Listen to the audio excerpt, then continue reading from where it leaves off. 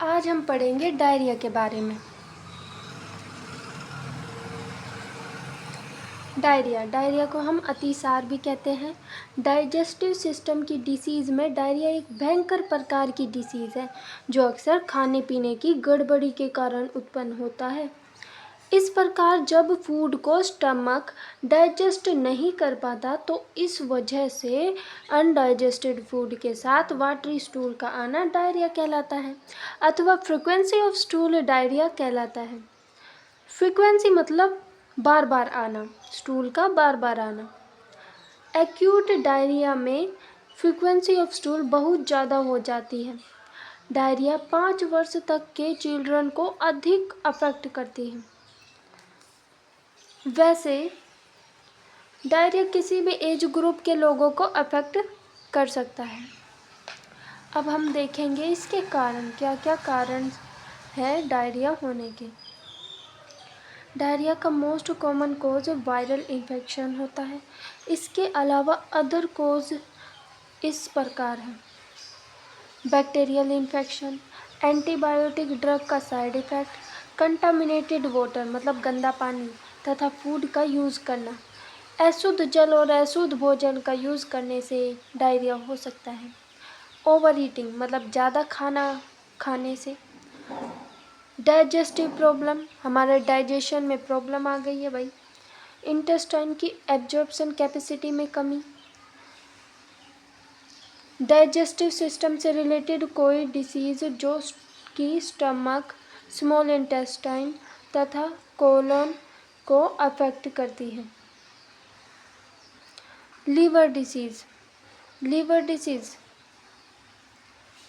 कब्ज निवारक औषधियों के सेवन के कारण। अब हम देखेंगे इनके लक्षण। डायरिया के क्या क्या लक्षण होते हैं जिसे कहते हैं साइन और सिम्टम्स। पेशेंट को लूज मोशन होता है, हैवीनेस होती है एब्डोमेन में। एब्डोमेन मतलब होता है पेट, तो पेट में क्या होगा, दर्द होगा और मरोड़ आएंगे, क्रैम्प्स आएंगे। नोज़िया होएगी और वोमिटिंग होएगी। नोज़िया मतलब घबराना और वोमिटिंग आप जानते ही हो, उल्टी। डिहाइड्रेशन मतलब पानी की कमी हो जाएगी। एक्यूट डायरिया में पानी की कमी हो जाती है। वेट लॉस, वजन घट जाता है।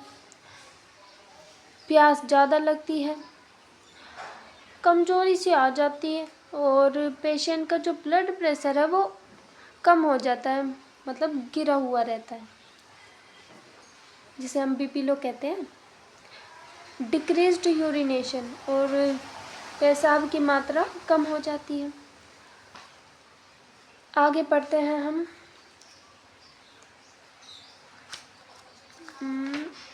इंस्ट्रक्शन के बारे में। तो इंस्ट्रक्शन में क्या है, आमतौर पर डायरिया एक नॉर्मल तथा क्यूरेटिव डिसीज़ है, मतलब इसको ठीक कर सकते हैं। तो समय पर डायग्नोज तथा ट्रीटमेंट हो जाए तो पेशेंट जल्दी ठीक हो जाता है, अन्यथा पेशेंट की कंडीशन सीवियर हो सकती है, अतः टाइम रहते ट्रीटमेंट किया जाना चाहिए। सबसे पहले डायरिया के कोज को दूर करने का प्रयास करना चाहिए। एक्यूट डायरिया में साबूदाना दिया जा सकता है। तो इसमें क्या है, एक्यूट डायरिया में क्या दिया जा सकता है, साबूदाना। ये आप याद रखना, साबूदाना दिया जा सकता है। और फ्रूट जूसेस दिए जा सकते हैं, दिया जाना चाहिए वैसे तो।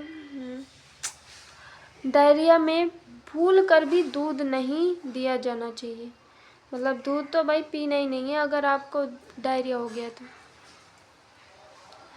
क्रोनिक डायरिया में पुराने चावल का भात के साथ मूंग की दाल मिलाकर देना चाहिए।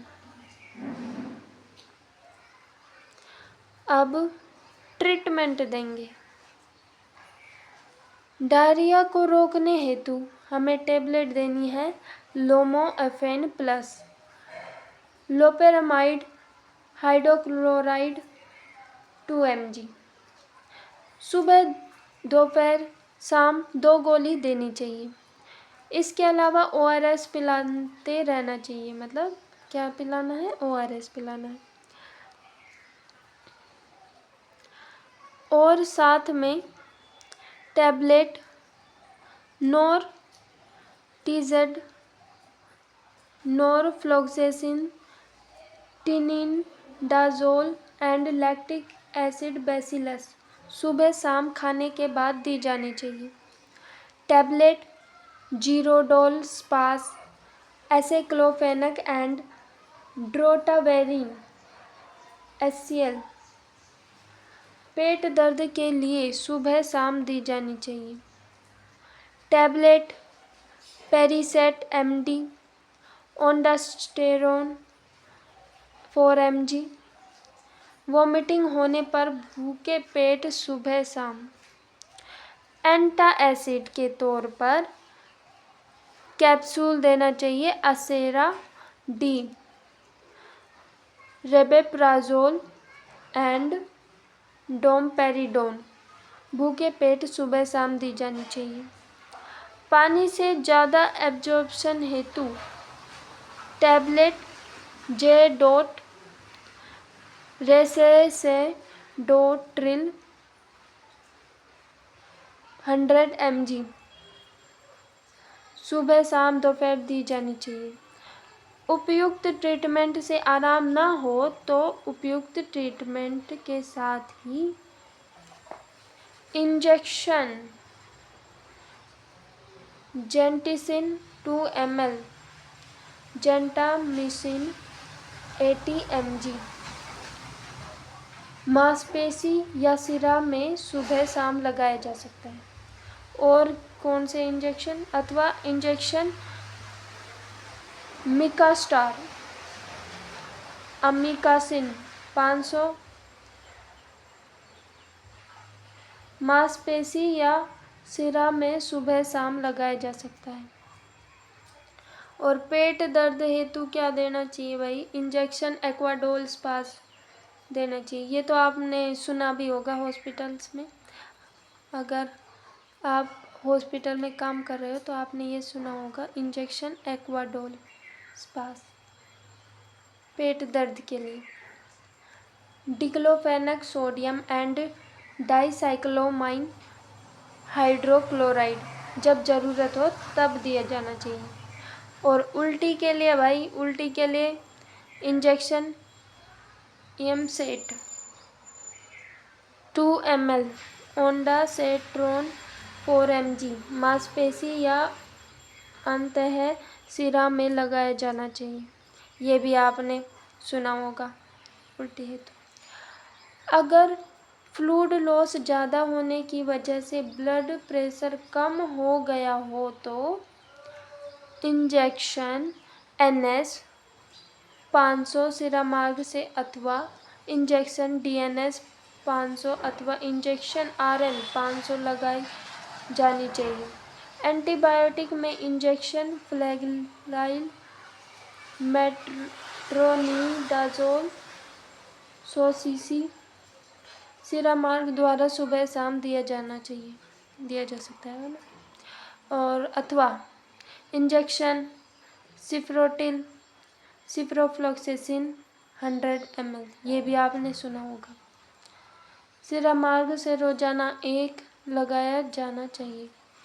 डायरिया में यूरिन आउटपुट का पूरा ध्यान रखना चाहिए।